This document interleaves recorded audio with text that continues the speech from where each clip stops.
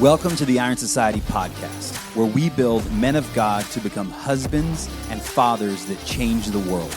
No man should have to struggle through life alone or lacking the tools they need to win and dominate life. Every week, we will bring you an inspiring and actionable conversation that will forge you into the man and leader God has called you to be. Welcome to the Iron Society. Just go, man. Just go. Just go. All right, here we go. What's up, everybody? Welcome back to another episode of the Iron Society podcast. Oh, yeah. I'm Cody Chapman, along here with Nick Milligan. We just finished a nice little 3-mile run this morning. Yeah, it was good. It's good. 3-mile tempo run. The blood flowing. Okay, so because I know I'm officially training for my marathon. Are you? I just threw down on my brother, so Okay. I guess I am. Yeah. We just posted in the Iron Society that we are doing on March 2nd a virtual marathon, which I used to bash virtual marathons because they all came out during COVID, and I'm like, this is stupid. But for the Iron Society, we have guys literally across the entire United States of America. Yep. And so asking them to fly in to go run 26.2 miles would be quite an ask. So we're going to do a virtual marathon March 2nd, and we are not offering a half marathon option. It's the whole meal deal, or you're not doing it at all, dude. All in, baby. So side note, Mike Shelstad, my brother-in-law, who was just visiting, just finished his first half marathon. It was great. Helped him out with some nutrition stuff and, whatnot, getting prepped for race day. The day after he told me that he did a half marathon, I saw a clip of a comedian talking about how half marathons are total BS. And it was hilarious. He's like, I can see there's a lot of good material there. yes. He's like, in what world or with what else are you proud of doing half of it? Yeah. Like, I washed half my truck today. yeah. He used examples like that. Like, like, dude, today got paid half my rent. Yeah. Like, it's like, Took out half the garbage. like why he's like, why are you proud of doing the half of it? If you do the whole thing or none at all, So that's not why we're not having a half marathon option. It's just a challenge, right? Because part of what we're talking about today is how to set better goals for 2024. We had a big call about it last night, talking about our goal setting and our vision setting framework, which we're going to talk about a little bit on this episode. But this is part of it, right? Giving guys, for those that want to have some kind of physical feat that they want to accomplish in the next 16 weeks, now it's on the calendar for them. Well, what's nice too, kind of what we discussed, is the aspect of setting some big goals, right? Yes. Something that you can't go knock out tomorrow, but you literally have to transform yourself to become the man that can accomplish it here in 16 weeks. Yep. And I really love Michael Easter, who wrote the book, The Comfort Crisis. And also I'm reading his new book that has to do with scarcity mindset. He has this rule, because there's another version of big goal setting. It comes from, I believe it's the Japanese culture. It's called the misogi. And it's basically like a feat that you do, that you attempt, that one, there's 2 rules to the misogi. One, you have to have a 50% chance of success, 50%. And rule number 2 is don't die. Those are the 2 rules. It's a good rule. A 50% chance of success and don't die doing it. And it's supposed to be extremely challenging, right? And I think something like a marathon for a lot of guys, it's like, because we have guys, like one guy in the Iron Society, his goal is to lose 100 plus pounds in the next year, and some people would say, should he do the marathon? I don't know. Why not? Well, he might get injured. Yeah. So what? Like, yeah, he gets injured and Not going to die. he's not going to die. Yep. Right. It might be a ton of pain and he might walk half of it, but yeah, cover 26.2 miles. Yeah. Go get it done. Do hard things. So, but what we're going to talk about today in our time together is how to actually set better goals. Because here's the deal. And this has always been the thing that frustrates me when it comes to the New Year's time. There's 2 things that always piss me off when it gets toward the end of the year. First of all, everybody always starts posting the memes about how terrible this year was, right? Check. And I'm like, I've watched the same person post the same types of images for the past 10 years. Has it ever been a good year for right? anybody? Yeah. And I'm like, dude, if you're posting this every year, like you should really evaluate your life. And And then the other thing that I start to see is people setting these New Year's resolutions, which at this in 2023, I think most people understand. I think, and I say I think because I think a lot of things about culture that I would assume would be there, but just aren't, right?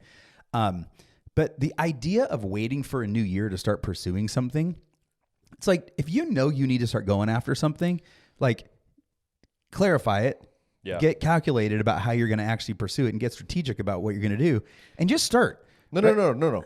Wait 2-3 months, and then maybe start.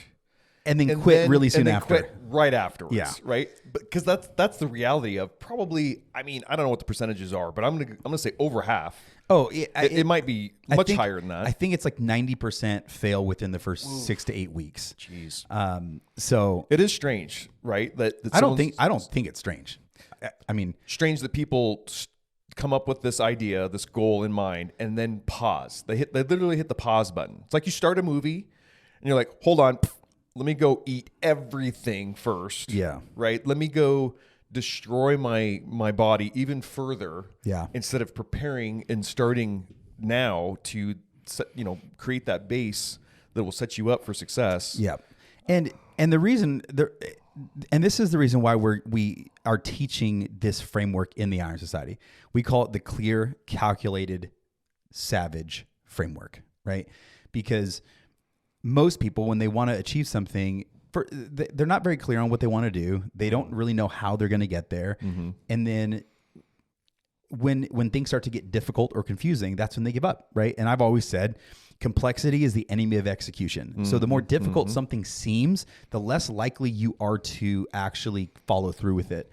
And this is why most people, when they set goals or set vision, they don't break it down into simple weekly, daily, monthly things that they do to get there. Yeah.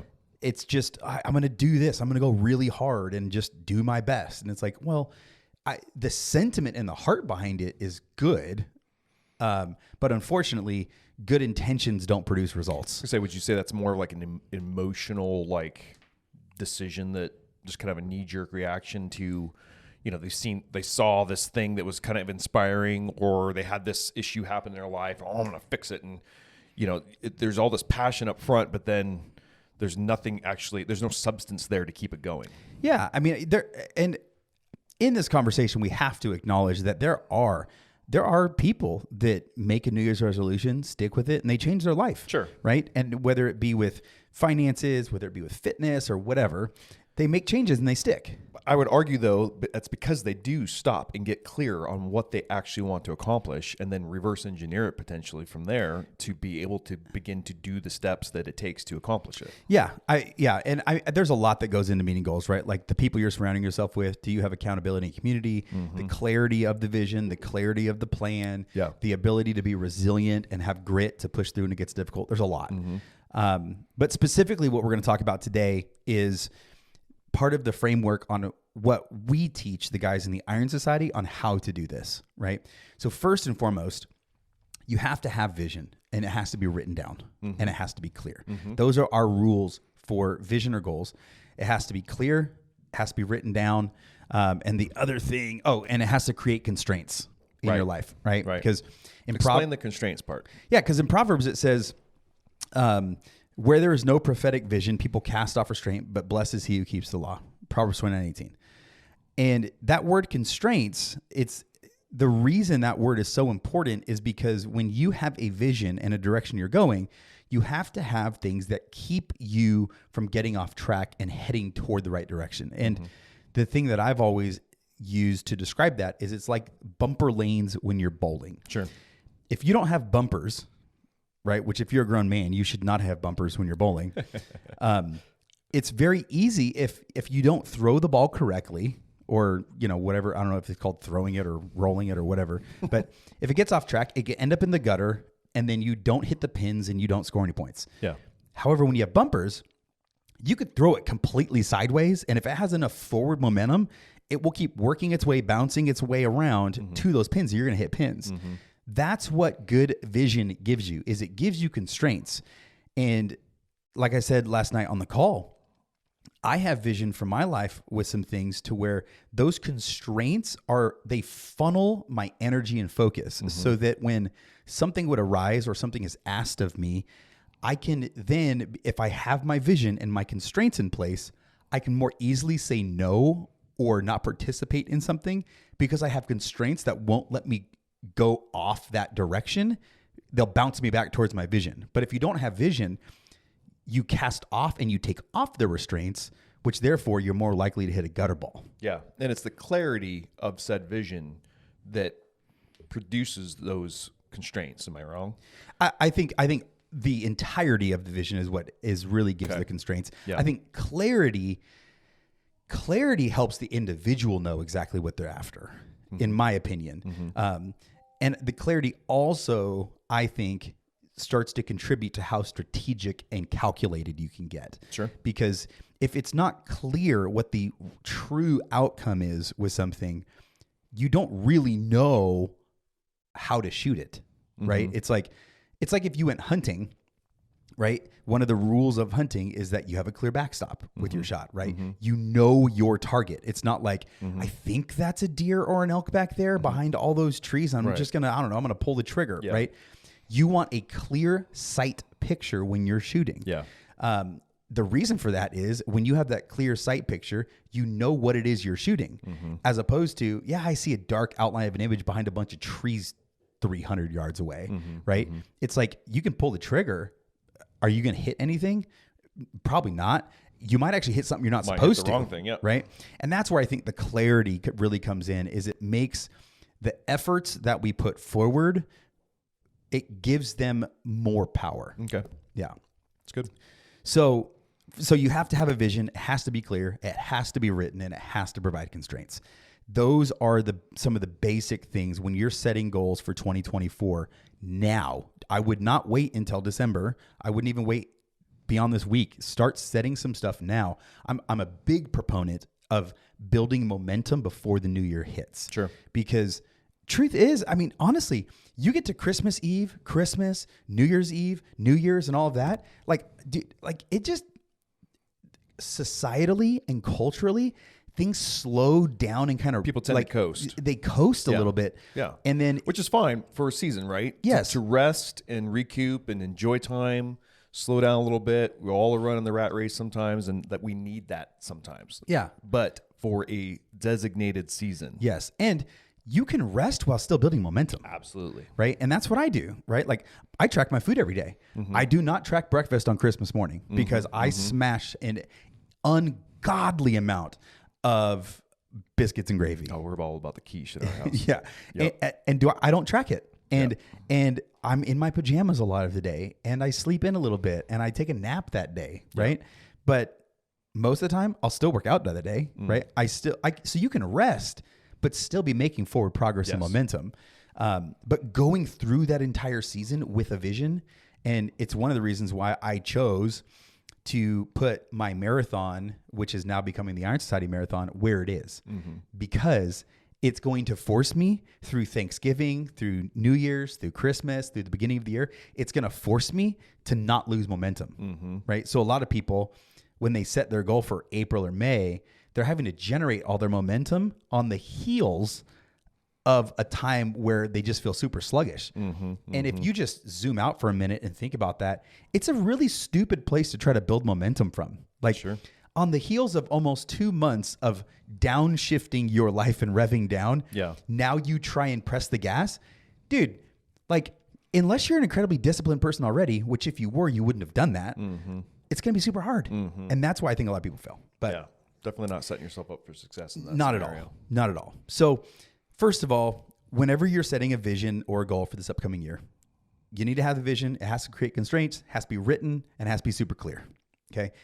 Now, when it comes to actual goal setting, if you go online and you look for what's a good way to set goals, right? Almost everybody has heard of SMART goal setting. Check. Right? And that stands for the goal has to be specific, it has to be measurable, it has to be achievable, has to be relevant, and it has to be time bound. When I look at that, there's nothing inherently wrong with that system. Sure. Right? That makes good sense. Right? when I see the word specific, I think, oh, that's clarity. Sure. Right? Has to be measurable. Yeah, because you have to be able to know whether you hit it or not. Yep. The part, like, as soon as we get to the A, that's where I start to have a little problem with it, where it's achievable. I'm like, I have a problem with that philosophically, which we can talk about when we talk about our version of SMART goals. Relevant, I'm like, okay, you just tried to think of an R word, because if you're setting a goal and you're thinking about it for more than 15 seconds, it's going to be relevant to your life. Yeah. Right. That was kind of odd. Yeah. And time bound. There's nothing, I agree with that. It has to be in some kind of time constraint. It's not right? just out there someday I'm going to accomplish this. Yes. I'm going to do this in the next 90 days, for instance. Yes. And I think the reason I think time bound is kind of stupid to be in there is because I think it's already taken care of in the specific. Like if you're being very specific about your goal, part of this specificity of your goal is not just the outcome, but the time frame in which you're accomplishing it. So we throw that in the trash and we came out with a whole new version of SMART goals, which instead of specific, the S for us is it has to be scary. It has to be scary. And guys, last night on the call, when they actually understood and we actually really broke down like how big the goal needs to be that they're going to accomplish, their eyes began to get a bit wider. Yeah. The looks on their faces, it almost looks like they got down and depressed real quick. Cause they're like, and one of the guys was downright scared, so scared that he was about to throttle back what his goal was because it was so scary to him that he's like, I just don't even know if I could do this. You know, in that moment, he couldn't fathom how he would accomplish it. Correct. Yes. And we could probably talk about that entire process that we even talked through on the call on another episode, but that's the first thing, scary. Second, instead of measurable, we say it has to make you grow. Any goal, and this is why I also don't like the A in the SMART goals of achievable, because if you can achieve the goal as the same person you are today, and you don't really have to exponentially grow to achieve it, you're selling yourself short. And at the end of the day, I think when people achieve the goals that were achievable, that they think were achievable, it doesn't build the level of confidence I think that a man of God is trying to build in their life. We're trying to achieve something that we're like, oh my gosh, like I can't believe this happened. And ultimately, the reason we want it to be, actually, I'm skipping around all these letters now. How about I'll just read through these real quick and then we'll talk about a big picture. Go for it. So instead of SMART, it's scary. M is make you grow. A is aspirational. R is unrealistic. Yes, I know the R is the third letter, whatever. And then T is transform you. Check. With all these goals, there has to be this point, especially for the man of God. And this is where guys really start to understand what we were talking about, is for the man of God, if your vision and your goal can be accomplished by you with no intervention of God's power and heaven, your goal is insulting to God. Yeah, it's not big enough. It's not big enough. If you can achieve it on your own without God, it's not big enough. And that's why I don't like the whole achievable thing in the SMART goals, because it's cool if you're talking like, you know, you're consulting with a business, something like, well, what's an achievable goal? And then what's our stretch goal, you know? But I think for the man of God, we have to sit back and get some vision from heaven and from the Lord and be like, what is the vision you want me to pursue? What's the goal you want me to run after that it's not anything other than the power of God working in your life to make it happen? Yeah. It makes me think of the story of Gideon, right? Yeah. You know, he was tasked with this insurmountable task, and he himself, you know, he's like, I'm the least of my brothers, right? In my tribe. How am I supposed to accomplish this? Yep. But apart from God, that would have been the scenario. Like that was quote unquote realistic, right? And you know, what was achievable in his eyes. But with God, with the Holy Spirit, with the same Spirit that rose Christ from the dead, amazingly enough, he could do it. Right. So I think that's what we're trying to communicate in some of this, that the whole scary part, it should be scary for you. Doesn't scare God. No big deal to him. He's like, oh yeah, watch this. I was, you know, if God was a drinking man, hold my beer. Hold my beer, kid. Hold my wine that I just made out of water. Because I think like oftentimes I see way too many faith-filled believers set vision and goals that rely more on strategy than the Spirit of God. Yeah. And when you are relying more on strategy than the Spirit of God, it's not that even, because I mean, again, right? Like God never leaves you, forsakes you. The same Spirit that raised Jesus from the dead still lives in you. It's not like you're doing it without God. He's still there. Yeah. But the amount of faith that you have to exercise in order to achieve the more strategic, achievable goal is significantly less than one where from the very outset, it's just like, dude, God, if you don't show up and show off, I'm dead in the water with this. And that's the makes you grow part in a sense, right? Oh, yeah. Like you have to grow your faith. 100%. I mean, that's the first and foremost thing that has to grow is your faith. Yes. You have to trust God. You know, refer back to Proverbs 3:5, right? Trust in the Lord with all your heart and lean, not on your own understanding. Yep. Like that is the crux of what we're talking about in a sense. Yep. You have to have a bigger vision, a bigger dream that is a God-sized dream that only He can help you fulfill. Yes. Yeah, because otherwise it's what can I do? Yeah. And what is my goal? And I think oftentimes, and this is the other piece of setting these goals is, and I think we've said this before when we're talking about like a mountain to climb, a battle to fight, right? Sure. Like when men of God set vision and goals, they cannot just be about us, right? And advancing us.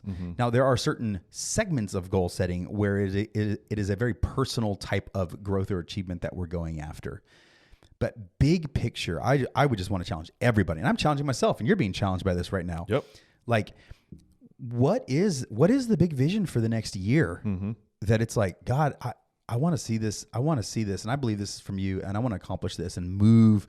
I want to move the needle this much this next year in this area and see this kind of thing happen to where the only way it's going to happen is with the power of God. Yeah. And I think if more men started dreaming dreams like that and getting vision and setting goals like that, instead of, I'm going to lose 20 pounds. Cool. Go lose 20 pounds. You probably need to lose 60. Right? Like, but yes, start at 20. Go run the marathons. I'm doing that. Right. But what part of your vision is impacting people for the kingdom of God? Right. There's a selfless aspect that we have to consider, Yes, right? 100%. We so often we set our goals around what's going to be good for us. Yeah. Right. And what if we changed our mindset to what's going to benefit those around me? Yep. I mean, man, could you imagine this world if more men thought like that? Yeah. If we could really, really understand and grasp that concept and actually apply it. Yep. Man, how much better would this world be? Yeah. And that right there is the reason why, and this is getting more specific in a certain area. This is why I have no personal problem saying that I want to make truckloads of money. Sure. Right? Because as Dave Ramsey says, money does not change a person, it reveals the person. And our family, we try and be as generous as we can be. Yep. Right. And I want to make truckloads of money, not to be like, hey, look at the screenshot of how much is in my bank account. Yeah. But, I hear stories all the time of, I mean, we know somebody that ran into a situation with building a house and all this, that, and the other thing. And they needed like hundreds of thousands of dollars, And I looked at my wife and I was like, yo, how sick would it be to just have millions of dollars? Like we have millions just in this one special account, and have somebody be like, oh yeah, dude, so this happened. We need $250,000. We need $250,000 and be like, okay, cool. I just got my checkbook over here. Like, here you go, dude. Or let me wire it to you. Yeah. And that's why I want to have just truckloads of money to be able to do crap like that. Yeah. Like I just think that's cool. Yeah. Hook a single mom up with a reliable vehicle. Yeah. Or whatever something breaks down. Be, cool. right? Yeah. Yeah. Sweetheart, Hey, we got you. let's go right now. We're going to buy you a brand new just gonna get you a $40,000 new car, one. Yep. whatever. And you know what, by the way, here's a gas card for an entire year, going to pay your insurance for a whole year. Just take care of your kiddos. Just to be a blessing. Yeah. I think that was Jesus' heart. He came to serve, not be served, right? Yep. At the end of the day. Yep. And if we can model that in being generous. Yep. again, how much better would this world be? And that's what getting God-sized dreams and God-sized vision and setting God-sized goals does. Yeah. Is it will always impact people outside of your sphere. And the part about that keeps people from doing that is fear. It's, oh, I don't know if I can do that. Yeah, you can't do that. Yeah, well, you can't. That's the freaking point, dude. Yeah, that's the unrealistic part of it, right? Like, it's this unrealistic thing that's like so hard to wrap your brain around, and yet it's possible. Yeah. We believe in a God that still performs miracles every day. Yep. Right? Like, it's certainly possible. Yeah. But it's us who puts our limitations on it. Yep. That prevents us from actually believing and working towards this goal, this vision that is so big, it just defeats us right off the bat. Yep. Right? Yep. We put this limit. Oh, there's no way. Yep. All of a sudden your thinking just goes, oh, well, I need to break that down to a tenth of what that is to where maybe I could, accomplish it. Because in your own strength, you might be able to accomplish that tenth. Yes. Right. But because you're unwilling to grow and transform who you are to be able to realize that 100% of that goal is actually obtainable. You just don't have the tools and faith and ability currently. Correct. But you could become that man who can do it. Bingo. Yep. Exactly. And the last thing that we'll talk about is, and this is where, if you're listening to this and you are not a part of the Iron Society, it might be a little confusing for you. And it might be one of the reasons why you've either never achieved goals of significance, or you have achieved goals, but you feel very unfulfilled when you do achieve them. Is we believe that every goal or bit of vision that you make has to align with your identity and your standards. And your identity and standards, when you join the Iron Society, that is, we have a framework that we walk you through for multiple weeks on defining your identity and creating your standards for your life. Yeah. But if you don't have those, you turn into the person that sets a goal, right? And this could be a career goal, a financial goal, whatever. Sure. Even like people that even get married and their goal is to get a spouse, and then they get the job, they get the raise, they make the money, they get the wife, they get all these things. Wonder why they're not happy. And then at the end, they're like, dude, why do I feel so lost and empty and unfulfilled? I achieved what I wanted. And we hear stories about it all the time. And it's because that goal and that vision was not aligned with your identity and your standards. So you achieved something, high five, but it was not aligned with your identity and standards. And when you do that, well, I should say most people, the thing that gets them there is they are trying to achieve something that from the outside, it looks like it brought joy and fulfillment to someone else. And so they see on the outside, oh, that person looks joyful and fulfilled, and that's what they do, or that's what they accomplished. Yeah. I need to accomplish that, and that will give me joy and fulfillment. But you don't know that person's probably just as unfulfilled as you are now experiencing. Yeah. So you got to have your goals aligned with your identity and standards, or you will end up empty and unfulfilled at the end. Yeah, your identity and standards are the foundation in which you're able to function from. Yes. Right? If you don't have those in place first, you can't build anything on top of it. Correct. It's just, you might as well build on sand, right? Scripture talks about. Yep, exactly. I mean, essentially, that is the very same thing, right? It's like the person that built their house on the sand. It's the person that achieved the goal on a foundation of sand. Yep. And you wonder why, when the first wave of doubt or difficulty come after, you either lose what you accomplished. Yep. The marriage crumbles. Or you're incredibly unfulfilled and you're like, God, this still feels terrible. It's because you weren't building on a solid foundation in the first place. Yep. So, and if that's you, like you need to get in the Iron Society to build that, because nobody else is teaching this right now. Yep. Nobody is. Yep. Nobody. And I'm not saying that arrogantly. I'm literally saying nobody is teaching this. And here's how you know if you're in that place. Okay. Life's pretty good. Your marriage is, quote, good. Business is good. Job is good. Things are okay. You're not the fattest person in the world. You're not the most lazy dad in the world. Like, you're engaged, but you want to get to the next level because you're just unsatisfied, right? Outside looking in, everybody would go, that's good. That's a cool guy. That's a good guy. Dude's kind of got it going on. He's got to figure it out. Yeah. I always think of the Switchfoot song, right? Like the we were meant to live for so much more. Oh, sure, right? sure. That's what I always think that when it comes to this kind of stuff. It's like, because I was at that point for years. I was like, our marriage was good. At the time we had 3-4 kids. I had a business that was thriving and doing really well. And still the entire time I'm sitting there like, is this it?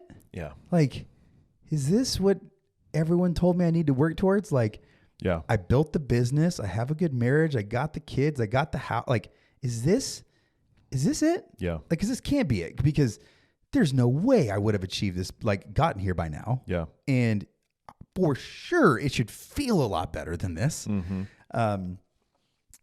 And that's where a lot of guys are, Yeah. right? It's like they're making the money. Their marriage is okay. Their body is okay. Their spiritual life is meh. It's okay. But they know they need to be a better dad. They know their marriage could be better. All of these things. Those are the dudes that come in the Iron Society and find out, holy crap, I was thinking about the next level, but there's like levels upon levels upon levels upon levels of this that I have not realized yet. Those are the guys that tend to hit the ground running when they enter the Iron Society. Oh, yeah. They're not in a place they're needing to repair a ton of stuff. Yes. They're just needing to kind of have a little bit of a mind shift and be exposed to what is possible. Yeah. And they grasp onto that and just start trucking. Yep. Right. See so much growth immediately in their lives. Right. And they catch on fire and they just start moving. Right. Yep. It's not this quick little fuse that gets lit and then is extinguished. It's Yep. like, no. This just rocked me and I see now. Yep. And what's so awesome is being a part of that. You get to feed off of guys coming in who Yep. you see them grasp it and you're like, let's go.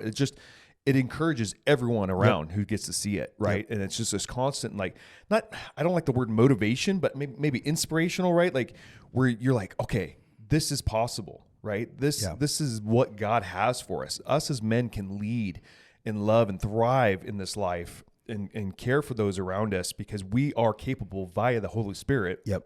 And we should be doing so much more. And it's not this, I have to, it's I get to. Like, Yep. I get to partner with the God of the universe in loving those around me and excelling at it, right? To the point where I'm lifting everyone up around me. Yep. You want to be fulfilled? Lift those up around you. 100%. Serve those around you. You want to sleep good at night? Holy crap, dude. Go love on somebody. Go give someone your time. Go encourage someone, and you're automatically filled. You don't need payment, right? You're automatically filled, and just you want to do more because you know how great that feels. Yep. I mean, if you want to sit and be selfish, knock yourself out because while you may gain a little bit in the moment, you will be unfulfilled for eternity. Yep. Yeah. And that's where a lot of guys live, right? They know there's the next level. However, they're surrounded by a bunch of guys that are stuck in the mud, and they just assume, oh, I'm doing better than most guys around me. But I mean, I guess, man, if I'm doing better than most guys around me, I must kind of be like, this must be kind of as good as it gets. You know? Right. And then you come into the Iron Society and you start seeing, everything that's going on inside, and you're like, oh no, like there is work to be done. There is work to be done, and there are many more levels to this game. Yeah. So which isn't that what you want? Do you really want to like be 40 something and think that you've arrived? I mean, I'm sorry. I'm hoping there's a lot more to go. Yeah. Right? Yeah. Like, because even I don't want the adventure to be over. No. Yeah. Even where I'm at in my life, I'm like, dude, I still sit back sometimes like, is this it? Is this it? No, there's got to be more. Nah. There's got to be more. And that's where I'm like, I know there is more. Press on. Let's find it. Yep. Like, let's find it, because I mean, God has it. We just gotta move toward it and apprehend it. So anyways, as you guys head into 2024 and start to exit this year, I would just, if you have to re-listen to this, go ahead and do it. But set some goals that are scary, that make you grow, that transform you, that are aspirational, and that are unrealistic. And that unless it is for the power of God, you're not going to accomplish it, because anything less than that, I think it just insults what the Lord has called us to do. And really what it does is it pushes him away and says, hey, I know you want to do this together, but I'm just going to do it on my own. And I don't think that honors the Lord. So, but those are some thoughts that I think you guys should go into exiting this year. and into 2024 with. And hopefully, it'd be so cool to hear some stories of guys that listen to this one day and be like, dude, absolutely, I started chasing this and it totally changed my life because I did something that was scary and I saw God break through in this way. And I'm like, let's go. That's what it's all about. So until next week, guys, we'll talk soon. Out. Hey, one thing before you go, if you got any value out of today's episode, we would so appreciate a 5-star rating and review wherever you are listening to this podcast, as well as, hey, take a picture with your phone of you listening, take a screenshot, and post it to social media. Go ahead and tag me at Cody Chapman, and you can tag Nick as well at the Nick Milligan. Also, if you want to learn more about the Iron Society, you can head on over to ironsociety.co to learn more. We'll see you next week.